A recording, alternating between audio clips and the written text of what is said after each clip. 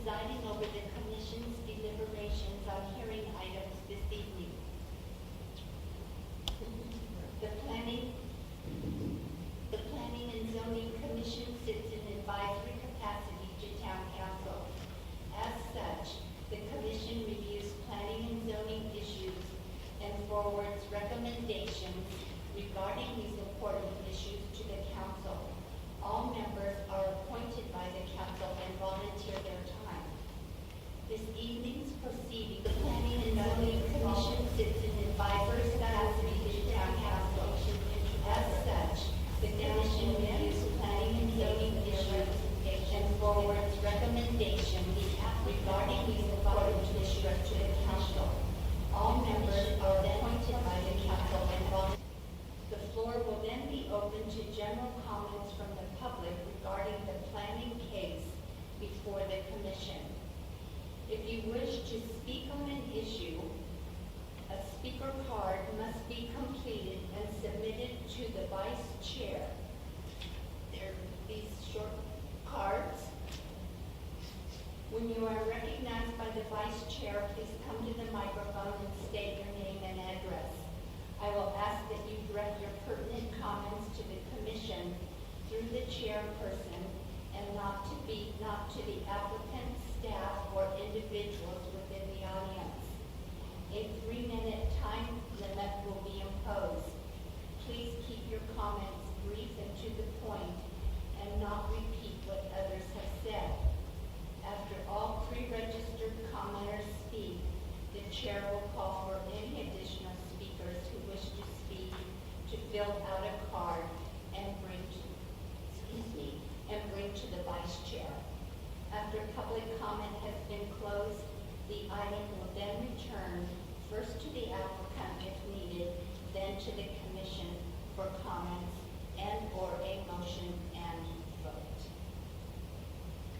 Our first agenda item this evening is approval of the minutes from the November 13th, 2023 regular meeting minutes.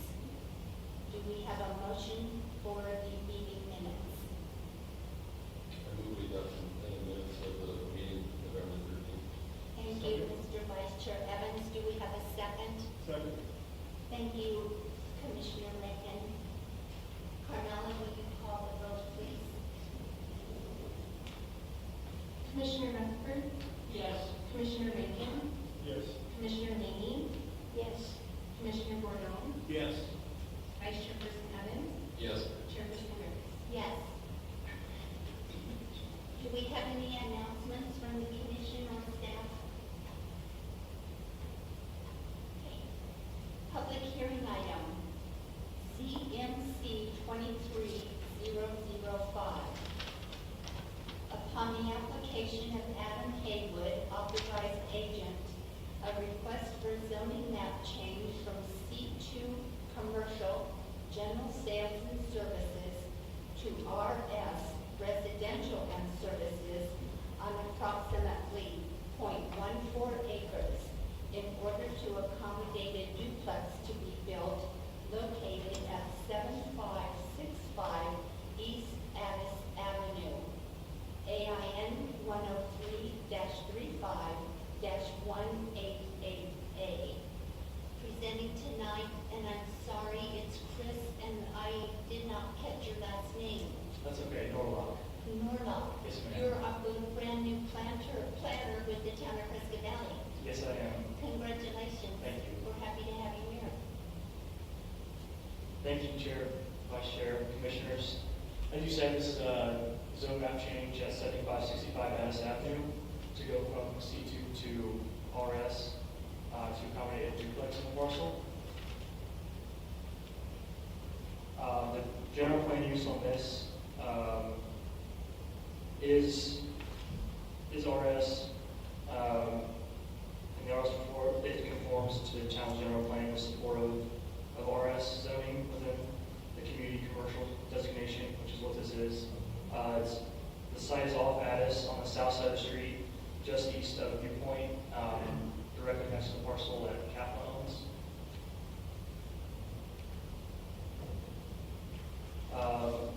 The Adjacent zoning, as you can see, is C2 PAD all around, except on the south side is RS. And the north is vacant, it's actually owned by the town right away. Mr. Chris, for Yes. the public and commissioners, thank you very That much. one right there, the one that's black right there. Perfect. Two over from the green, east of the green. This is an old site plan, just of the driveway. Everything in the lot will kind of look like that. The duplex is proposed for RS. There's the new driveway that we requested of them to come to be able to access the other commercial properties next to it.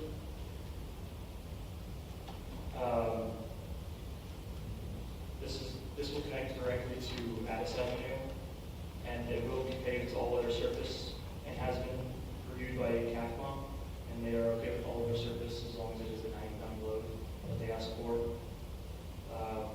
We are recommending approval of this for more attainable housing, and because on the south side there is all of those RS zoning, which are duplexes, so it's kind of a continuation of that zone. Are there any questions from you or the applicant at this time? Thank you, Chris. Commissioners, do you have any questions for Chris? I'm assuming the applicant's here. Yes, they are here. Okay.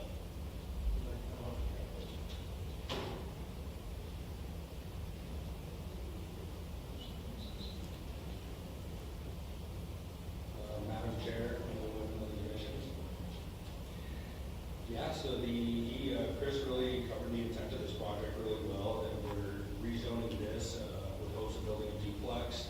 Duplex would provide lower cost housing for people and good quality, brand new housing for people, and that's something that the town of Prescott Valley really needs. We're open to any questions. Would you please state your name for the record? I'm Adam Haywood. Thank you. You're the agent. Yes. Thank you. Commissioners, any questions for Mr. Hewitt? I do have one. I'm concerned, and this probably goes directly back to staff as well, Mr. Haywood. Can we bring up the driveway? The access? In this particular case, I feel that with Mr. Haywood's requirement of the town driveway, 90,000 pounds, that you're almost the first one in, so you're having to bring in and approve a driveway for other potential businesses and/or duplexes at some point in time. And I'm of the personal opinion, I don't think that expense should fall on the first guy in. What do you? Yeah, I absolutely agree with that, and that the improvements that we're going to be doing are obviously going to be available for all other parcels in that area to use, and we would definitely be interested in some type of maintenance improvement district or some type of assessment district, any way that we could any way that we could spread the cost of the improvements out on this, we would definitely be interested in that. So, what do you think, I did a brief cost analysis, what do you think it would cost for that section? That's going to depend highly on what Public Works stipulates as far as road surfacing, road width. It could vary greatly depending on the characteristics of the road. 20-foot wide, all asphalt to support life and safety equipment. And I did a quick calculation, I'm thinking somewhere around $20,000 to $25,000. Potentially, it could be more. Yeah, that it could be 20, maybe even up to 50, depending on how. That's something that we have to do the math and get some material costs and come back to you with the exact numbers on it.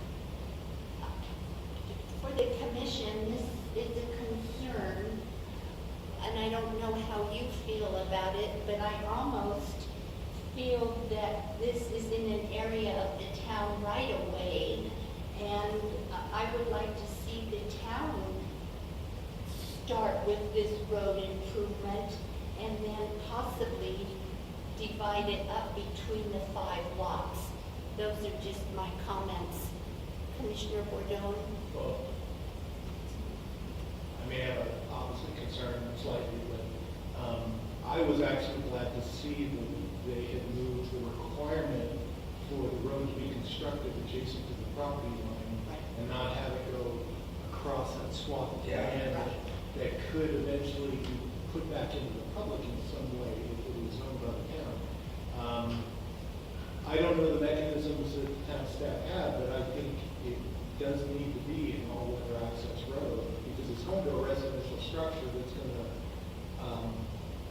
you're going to rent this out, and people are going to think that they're going to have some access Yes. for law enforcement and Fire and medical. Fire and medical. So, however the cost happens, unfortunately, sometimes it happens to the first person that develops it.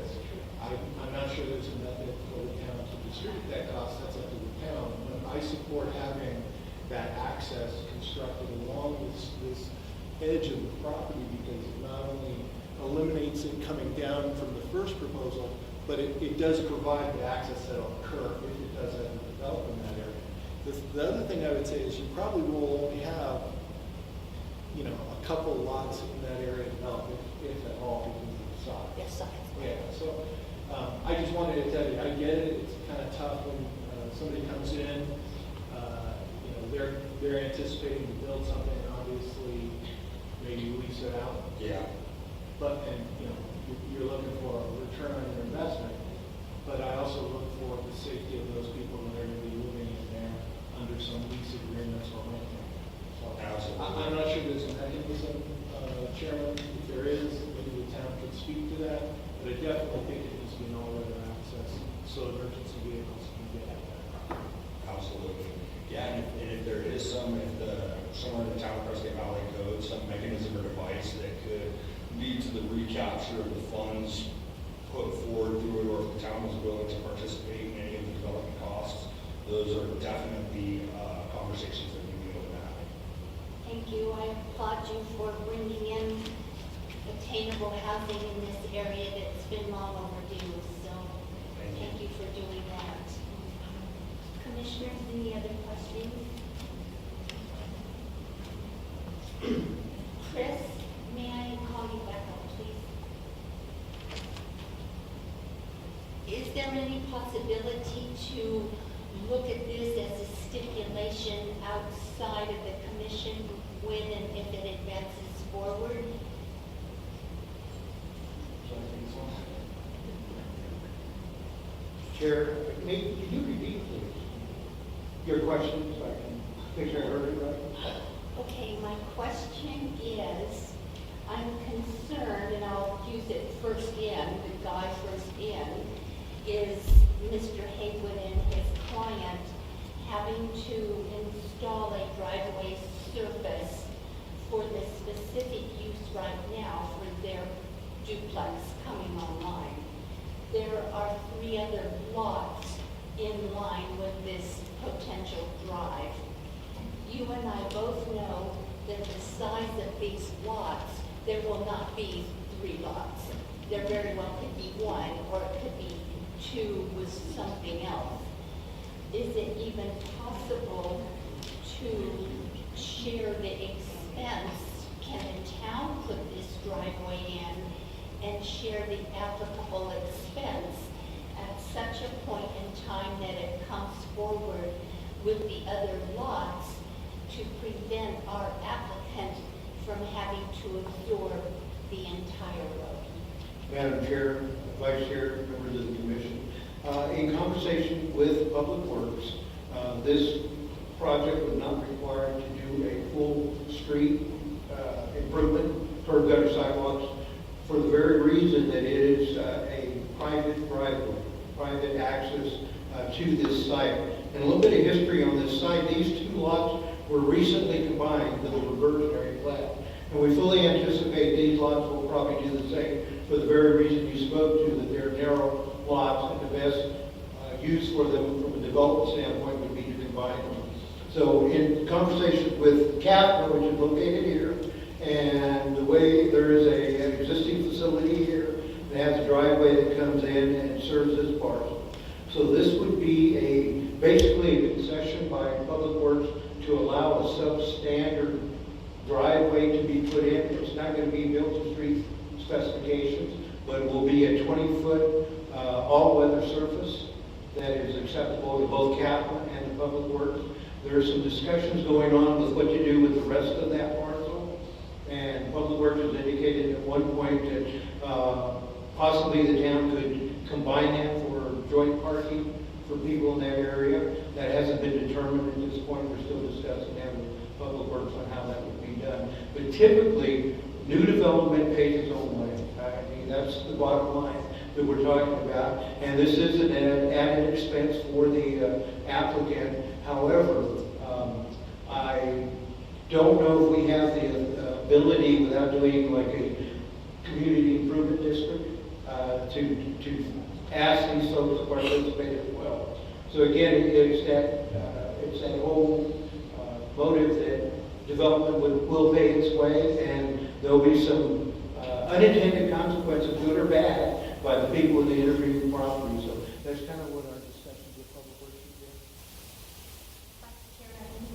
be. Just in looking at this, and to the extent that it is going to be some form of, I guess, rental attainable housing, I haven't seen the sums yet, that term gets bandied about a little too much in my estimation. But if the developer is going to strive for attainable housing, every sort of first guy in pays the way seems to me hardly fair.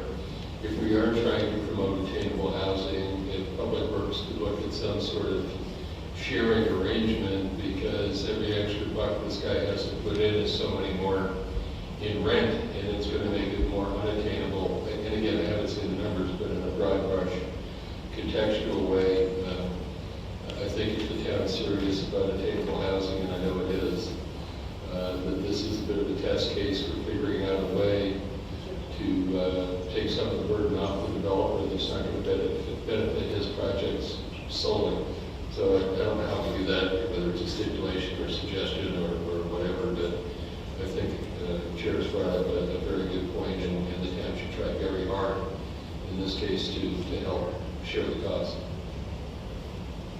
Chair, Vice Chair, Commission, understood, and we are in conversation, Development Services in conversation with Public Works on how we can best address situations like this. That if can I go back to as you all probably know, the configuration of those lots along Addis are kind of, for lack of a better word, goofy. As you can see, they're kind of interspersed in there, and these go back not only to this parcel where you can see next to the PO pad is where we're talking about. CAFA actually owns the intervening property, but over a block, there's also some development that's occurring there.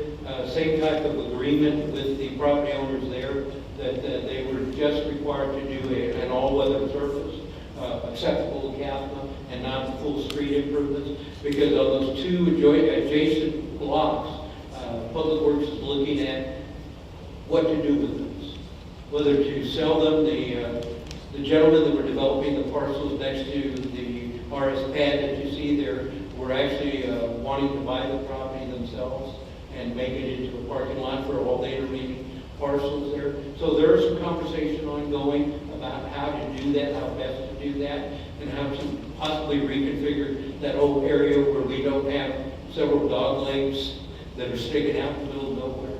And I don't know how far back that plat goes, quite a bit, quite a long time. So we're trying to upgrade that and looking at those things. I can't give you a definitive answer, Vice Chair, on whether the town will participate at this point or not. But it was felt that by not requiring full street improvements, which would be curb better sidewalk and everything, there was some savings to the developer. And again, I mentioned that first in, typically are the ones that put the majority in the bill, unless there's some sort of a sharing agreement, revenue sharing agreement that's negotiated. And we can talk to our public works chairman. Thank you. Could I bring up maybe this as a point? I don't think it's the commission's role to deal with financial issues personally. That's my personal opinion. I think it's a good suggestion. We mentioned it to staff, the concern from the commissioner, and the impact of the property owner on the cost. But I think that's something for me then to mention to council and see if there's a mechanism, because that would be more of a council role, in my opinion, not easy. I personally think this is a great project for the area. I haven't heard many complaints from neighbors. I asked staff about that prior to the meeting. It seems to be the best use for the private property, in my opinion. I see no reason not to move forward. Thank you, Commissioner. Thank you, Mr. Ruby. We'll open agenda item ZMC 23005 for public comment.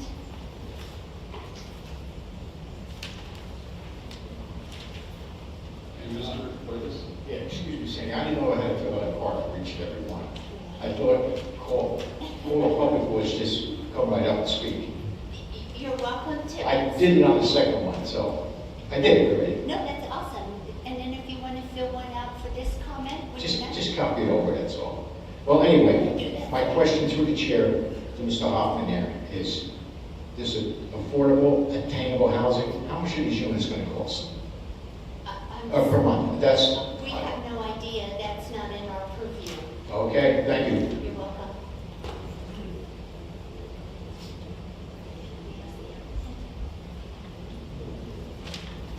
Thank you. Bring it back to the commission for a motion.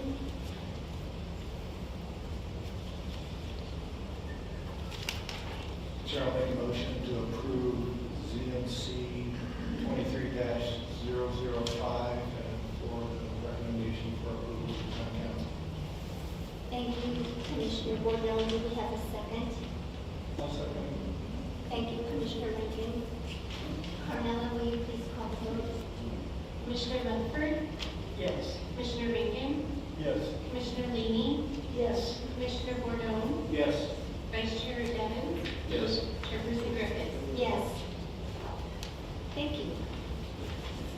That passes and will be forwarded to town council. The next action item, DPD 23-004. Upon the application of John Rocha with Southwest Homes LLC, a request for preliminary development plan for the development of a new factory-built model home center near the southeast corner of the intersection of Enterprise Parkway and Valley Road in Prescott Valley. The site consists of two parcels, APN 402-14230C and 402-14-230D, and is currently zoned M1 Industrial General Limited and sits on approximately 4.29 acres of vacant land. Staff presenting is Mr. Ernest Ruby. Thank you, Chair, Vice Chair, members of the commission. As you said, this is a proposal for a model home center development located off of Enterprise along Valley Road. You can see the project location here. It's consistent with our 2035 general plan as a business park land use designation, and the use is permitted in an M1 district. Of the project, the sales office will consist of approximately a 30 by 76 building. Here you can see the layout, and let me get a little bit closer. You can see where the site is located, where the two driveways are indicated. And if I could go back to this existing, you see there across the street, there's two existing driveways. We've asked the applicant to align those driveways for better circulation. But it's approximately a 30 by 76 foot office location, and it will be connected to all city services, APS, and telecommunications as well. The model homes will be installed, or not installed, I shouldn't say that because they're not permanent. They're temporary there, but they'll ring the site, as you can see here. Here's the streetscape, here's the parking lot, requisite landscaping all around. The models will be ringing the area with the main office here. And there will be a drive around the site to accommodate traffic going in to drop off the model homes. It's a 30-foot access road for the purpose of bringing in and taking out those models. And they will have a small storage yard tucked in a corner here. 10-foot walkway will allow people to walk the area. And the traffic analysis for this project indicates that it would generate approximately 96 daily trips, 9 trips occurring in the AM peak hours, and 14 trips occurring in the PM peak hours. The site is anticipated to provide 22 parking spaces, and 2 of which will be ADA accessible, and the site will be actually extensively landscaped above and beyond the requirements of the code. Now, because the site is anticipated to be accessed by larger vehicles when they drop off these models on the perimeter, we have talked to Central Arizona Fire and Medical Authority, CAFMA. They've reviewed and approved the plans for those, for that ring driveway, if you will, as long as it meets the heavy firefighting apparatus weight of 90,000 pounds and has a requisite turning radius for the project. Staff is recommending approval of PDP 23-004. If a recommendation is approved by the commission, will be forwarded to council the final development plan. And the reason we're requiring the final development plan and the PDP is because this is located within a PAD, a planned area development. Our code requires both a PDP and an FDP that goes to council upon your recommendation. I don't see the applicant here tonight, but I'd be glad to answer any questions you might have. Thank you, Mr. Ruby. Commissioners? Thank you, Commissioner Laney. Ernest, the sales office, will it be situated on top of a cement pad? It will not be permanently attached, Commissioner Laney, but it will be ADA compliant. Okay, because the others will be above ground. Correct. So it's going to be at ground level. I'm not certain if it's going to be a ground set at this point, but we have been told by the applicant that it will be ADA compliant, as well as the pathway around the site will be ADA compliant. Commissioners, any questions for Mr. Ruby? Mr. Ruby, I have one. Is the hashed out parking spot handicap right there? Oop, that one. Yes, there will be 2 ADA compliant spots here, and the code and the law requires them to be as close to the building as possible for ADA compliant, with the requisite slope. That was my concern, because I see where they're located, but I see the sidewalk access into the development is a little further down. Why wouldn't they move those handicap parking spaces closer to the entrance walkway?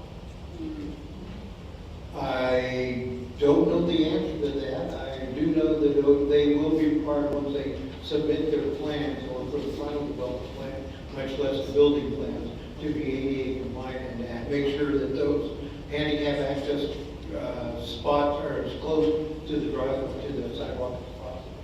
Okay, I personally think they should be a little closer, but if you can look at that. Right. And then it looks like all the parking is here on the perimeter. There's no vehicle traffic going around into the lot. Right. It looks like their traffic circulation Right, that's pattern right. will be in at the top and then down out at the bottom. Right. And keep in mind those 30-foot drives there would need to be wide enough with the turning radius to accommodate not only the fire apparatus, which weigh 90,000 pounds, but also the vehicles that are going to deliver these model homes in and out. And then there's Knox box gates on each side. So those will have access to be opened and closed. They're not going to be open all the time. They will be accessible to the fire department. Perfect. Okay. Any other questions? Yes, ma'am. Ernest, I'm sorry this applicant isn't here. 40 years ago, I worked in a sales center like this. So these homes, do you know, are they 2 or 3 sections? Because some of these are exceptionally wide. At this point, Commissioner Lady, we have not been told what these will be, if they will be single or doubles. They are factory built, and I believe they're a CAFCO product. Very good product. So that's what they are anticipating to be. As we get into the final development plan with more of the elevations and more of the placement of the manufactured homes, we'll know more of that. Now, you're saying that they'll be set, and if they're multi-wides, I presume they'll be put together so people can walk through them? That is They'll just be correct. sitting there. That is correct, Commissioner Lady. If in fact they are the double wides, they will have to be set, but they will also have to have the sidewalk in front of them to allow people access to them. Yes, ma'am. Commissioner Laney's comment made me want to ask another question. So will all these units then have handicap access to them? The applicant has indicated that the majority of the homes will have handicap accessibility unless there's 2 types of the same model, and then only one will, per law, only one will be required to have access. And then back again with handicap accessibility, I'm a little concerned because the walkway area says pea gravel.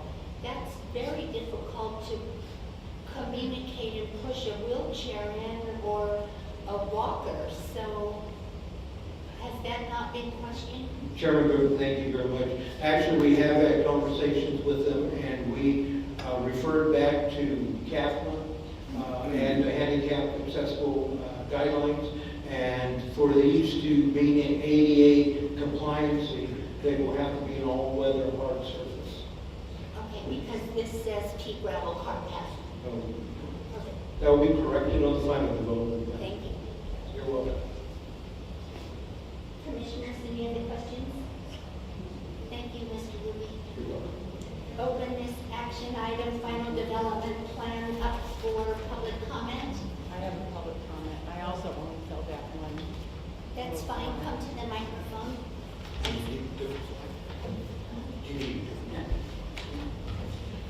So this is a planning and zoning question. Will you please state your name? Oh, I'm sorry. Patricia Betzel, North 3883 Fairfax Road, Granville. My concern is a larger one.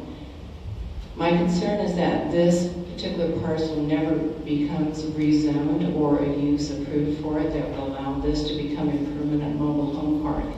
The reason is that it's in close vicinity to lands extensively owned by the Fains, and based on this commission and the council's past history in interpreting compatibility, I'm very concerned that the project like this, if it were approved as a use to make it permanent, would open the doors to develop and convert other M1 zoning to residential.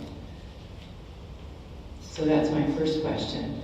My second question is that we shouldn't be encouraging extensive landscaping. This is not a residential area, it is manufacturing, and the use of water or even the presence of extensive landscaping is rather pointless when you look at the adjacent uses. And finally, for Joe, in this, Arizona is one of the 7 states in the nation that actually has a law prohibiting towns from requiring developers to provide attainable housing. Therefore, when a developer says he's going to be providing it, there is actually absolutely no way that the town can enforce that. Thank you. Thank you, Patricia.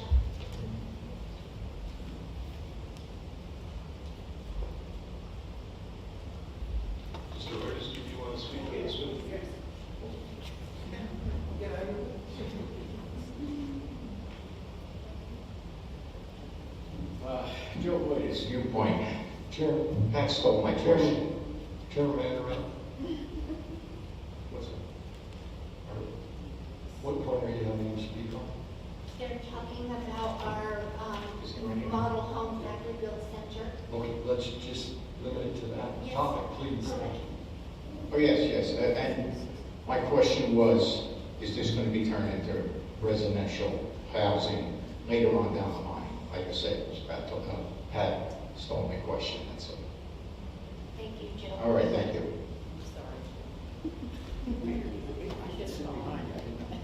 Madam Chair, Vice Chair, members of the commission, just a point of clarification. The parcel is zoned M1, industrial. An allowed use in an industrial zone is a manufactured home sales facility. That is what this will be conditioned at. It will never be residential. It will be conditioned as such. And in terms of the surrounding property, we're dealing with this specific project and the request to do a model home sales facility in an M1 district, which is allowed by permit or allowed by right use, doesn't require permits beyond our preliminary development plan and final development plan of the village council. So I just wanted to clarify that, make sure we were all on the same page about that. Thank you, Mr. Bowie. At this time, I'll bring this action item PBP 23-004 back to the commission for a recommendation to town council in support of or denial. Do I have a motion? I'll make a motion to approve proposed PDP 23-004 preliminary development plan, Southwest Homes and Woodlawn to the town council. Thank you, Commissioner Rankin. Do we have a second? Thank you, Commissioner Laney. Carmella, would you call the vote, please? Commissioner Nocturne? Yes. Commissioner Rankin? Yes. Commissioner Laney? Yes. Commissioner Bordon? Yes. Vice Chairperson Evans? Yes. Chairperson Griffin? Yes. Thank you. Our next item on the agenda is call to the public. We have our speaker comment cards. If you haven't filled one out, please do so. Vice Chair Evans will call the speakers. You have a 3-minute time. Diane Gomez. This is open call to the public. Hi, my name's Diane Gomez, and I live at 11550 East Deer Trail Lane in Dewey. And I'm here regarding the mine application GPA 23-001. So my concerns about this are as follows. Number one, notification from the Fanes to the community. If a member of our community had not happened to see a member of the town council traveling on Black Canyon Highway, which was closed at the time, and had not happened to assume that it was okay to bike down the road, no one would have seen the neighborhood meeting posted for October 24th, and the mine would likely be going. Since then, as you know, we have mounted a petition drive to change this application from a minor to a major in order to slow down the request to locate the mine near 3 major developments. 2 of these nearby developments are not even in Prescott Valley, and therefore the residents have much less of a chance of their objections being taken seriously. Luckily, Prescott Valleyans all over the valley are upset at the request of the land use change from residential to manufacturing, and we are having no trouble getting signatures on the petition. But since the mayor has said he will treat this blasting mine application as a major, which is what our petition is requesting, I have been trying to get clarification as to what he means. Since I usually get very rapid responses from P&Z emails that I've sent to on the same subject, my assumption is that your staff has been told not to respond to my emails. So I'll read it to you. I said, what I meant is, will the town be following all the major amendment and higher level provisions such as 1, must be shown not to adversely affect the community as a whole or a portion of the community. 2, proposed change must be shown to be an improvement on the general plan. 3, proposed amendment must be shown to be consistent with the vision, guiding principles, goals, and policies of the general plan. 4, council must approve by a 2/3 majority. 5, planning and zoning must have at least 2 different hearings at different locations, and I asked what would be the dates and locations. And 6, all major amendments must be presented to the town council at a single public hearing during the calendar year, and I asked what was the date of that. So in closing, the mayor always seems proud to say that your general plan was approved by over 60% of voters. All we're asking is that you stick to it unless there is no real substantial objections, which in this case there are. Is that 3 minutes? Thank you. Ms. Gomez. Ms. Gomez. Oh, sorry. What, I'm about to faint. What? What do you need? You did well.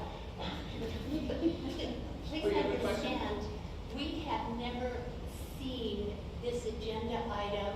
Nothing Oh, I has know. come before I mean, us. this is preemptive strike. Okay, so we know nothing about any of this. I just want you to know that we're not ignoring or avoiding you. We're Oh, I not know. involved Okay, yet. so what I'm saying is who can explain when the mayor says, oh, yeah, you old ladies don't have to be out in the cold getting these petitions signed. We're gonna consider it a major. Well, if you're gonna consider it a major, then what about all this stuff? I mean, that goes along with it. You have the right to Am I right? email the mayor or town council's town manager, but I appreciate you Okay. being here this evening. Sure, I'll forward that email. Pardon me? I'll forward that email. I think I copied it. I Thank didn't you. hear back.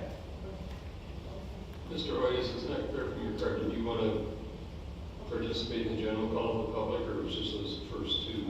I'm just confused. I thought it was a call of the public after my earlier got done speaking. Okay, I asked them a question on the front. okay, right, thank you. Next time I'll just fill out a little. Right, thanks. Kenneth Freund?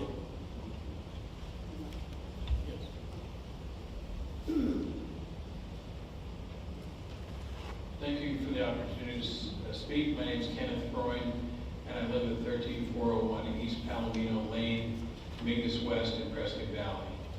I've been a resident for about 5.5 years. This relates to the upcoming request and approval for the mining on Black Canyon. So I realize it's not tonight, you're not voting on it tonight, but this is some information I wanted to let everyone have, because I'm going to be out of state for a few weeks after this. This is the only chance I have to speak this in a public forum like this with the town.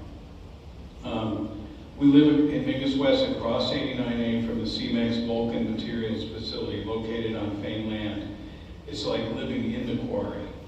Fane Signature Group has applied for rezoning to allow for a part-time use sand and gravel mining operation off Old Black Canyon Highway. There's no such thing as a part-time use for a mine or a quarry.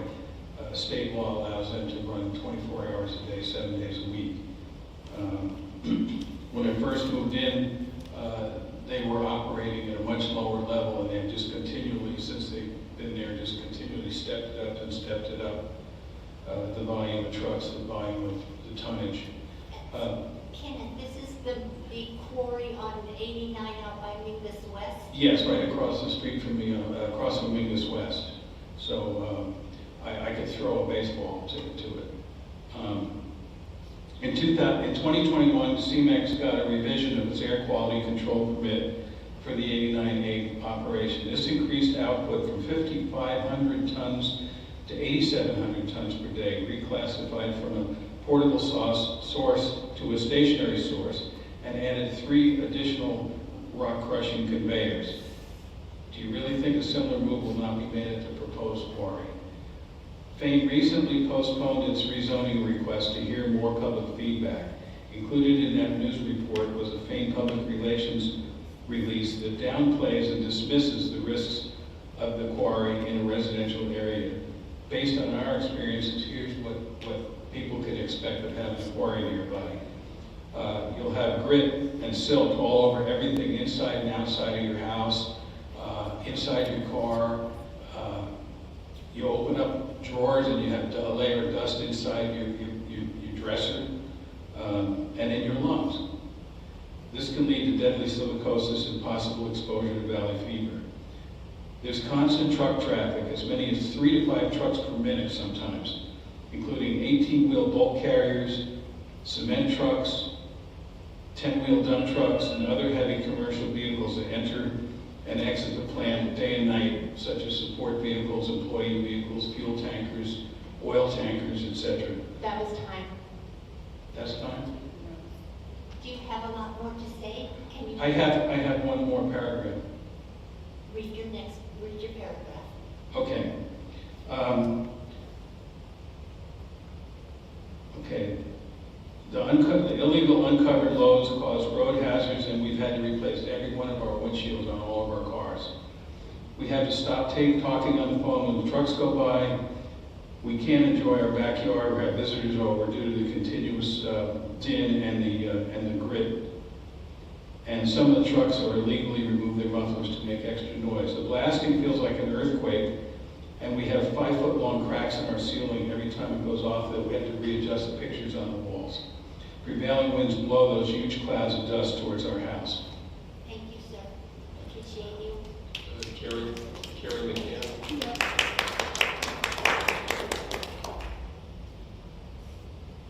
Before I continue, Carrie McCann, 13401 East Palmview Lane, Prescott Valley. I had a short sound clip, if I could play that at the appropriate time, I will. The 24/7 plant operation causes interrupted sleep. We have no peace during the day. There are constant backup alarms. The rock crusher is going. Miss Carey? Yes. What complex are you talking about? Vegas West. Thank you. Anyway, we have to yell at each other when we're outside in order to hear over the noise. Here's what the rock crusher sounds like at 10:30 at night. Hold it up to your microphone.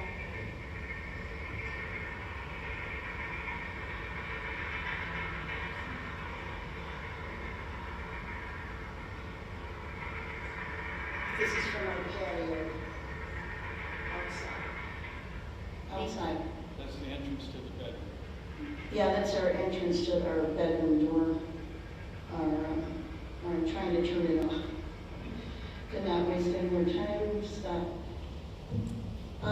We also have unhooded searchlights that are never turned off, and they glare so brightly into the house at night. We don't need night lights.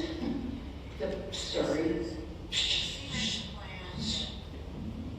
Thank you. It's an eyesore there with dust in the air, dead trees, piles of broken concrete and gravel, trucks parked all over. And contrary to popular belief, watering the dirt does not mitigate the dust problem, and it actually exacerbates it, because once the mud dries on the truck tires, collects on it, and they pull it onto 89A, it's dust again and it goes all over.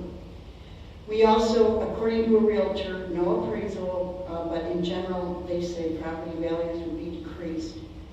Also with the dust, we have the nauseating smell of asphalt and VOCs. Particulate and silt emissions will compromise the respiratory and cardiac health of the individuals living in the area, including myself recently. Our neighbors on both sides have moved because of the noise, and the man we bought the house from moved during lung problems, because of lung problems. What happens when the resources have been stripped bare in that area? Will they move out and leave a super fun site for us as the mine in Mayer did?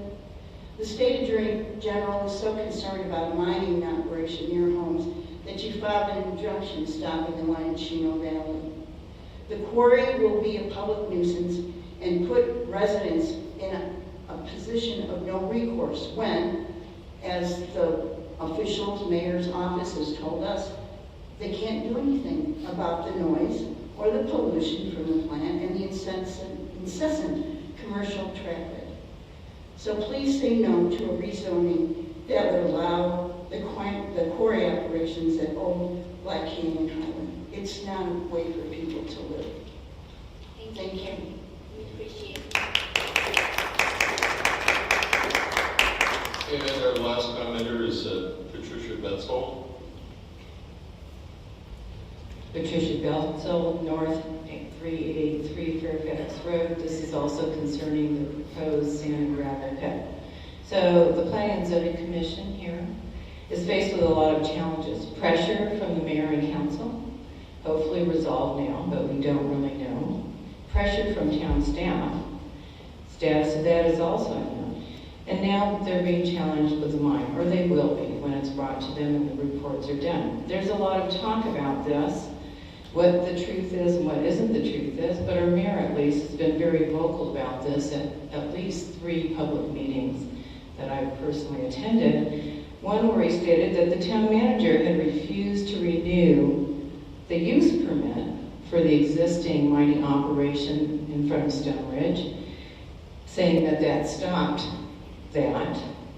And at a second meeting, he also mentioned that the Fains were refused the use of the right-of-way, which is Stone Ridge Drive, which passes over the creek, which is also the property of the town of Prescott Valley, and again stating that effectively that stopped the Fains. However, during the third meeting, he informed those present that Fain Park was in danger if the new mine near Oak Black Canyon wasn't approved.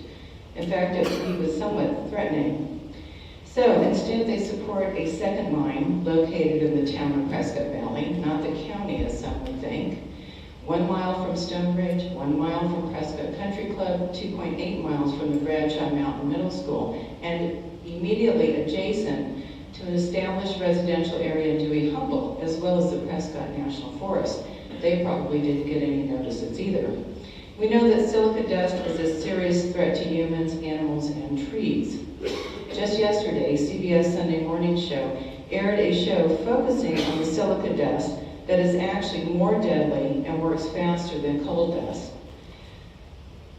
and resulting in black lung. We're also aware of the danger of arsenic poisoning created by mining and the cost to the folks that live near there. They'll have to retest their wells on a regular basis at $2,000 a pot. But arsenic is also very difficult to remove from water. So there are also multiple other adverse effects that Ken and Carrie already mentioned. So you're currently in the middle of revising and updating your town codes. We would like to see the commission at least make recommendations about measurable ways of evaluating quote-unquote adverse effects. Right now, when we bring up adverse effects, it seems to appear that these are just emotional outcries rather than facts. There are ways of measuring these. It would be nice if PD actually adopted some of those. As well as changes in compatibility. We have witnessed for the past 4 years that the town's idea of what's compatible is vastly different than if it were applied to your personal residences, as we saw when Councilwoman Heberly suggested putting ADUs in the backyard, and several council people reacted very violently because they would be affected personally. Time, Chair. Okay, may I finish? I'm almost done.